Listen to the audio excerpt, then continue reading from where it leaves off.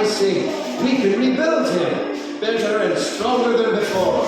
Yeah, let's make it sweeter too. Yeah, everyone, revive the dance! Go, Gingy, way too long. Okay, now let's move on to the next part of the class, which is the cookie decorating. Now, turn the paper towels and icing, place them in you, and the proper way to use your icing, roll in the top, like this, squeeze them into that icing.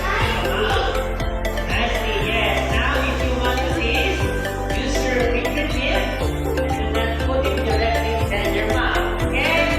Use your fingertip to taste your icing. Go try it and tell me how is it? Is it good? Yummy? Okay, everyone, do you believe in magic? Because here in this kitchen, we are using a magical oven bag, okay, making our cookies faster than the usual. It is only 4 or 5 seconds. Okay?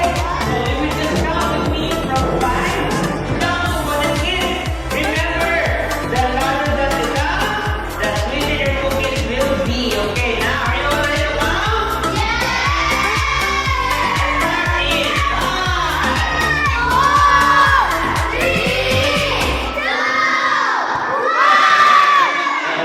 Good counting. Excuse me, Oh, I don't mean to interrupt. it's But okay. could you tell me what to use to put out an oil fire? Shrek, what for? No reason. It's cold, Shrek. Great, I knew that. Okay. Carry on, just as you would if there wasn't an oil fire burning back there. Oh, no. Which there isn't. Okay, now be careful, Shrek. Now, everyone, are you ready to decorate your cookies? Oh, wow, smells good. Now, here are your cookies.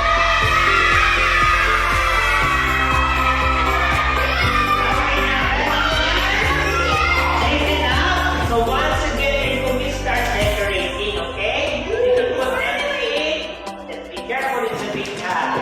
Start decorating. Oh, that's for good, Shrek.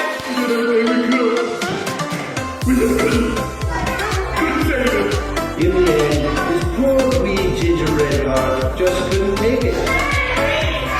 Do you hear something? Yeah, my mind working. Since Gingy's no longer with us, maybe we can rename the place. Let me guess. Shade Donkey? I'm more along the lines of Donkey's House of Chocolate. Oh, the world famous coffee mall. Nobody's going to want to eat something called a donkey waffle. Donkeys will. You're the only donkey. Exactly. I'm the target audience. Waffle sandwiches, waffle appetizers, waffles topped with waffles, and for dessert, waffle parfait.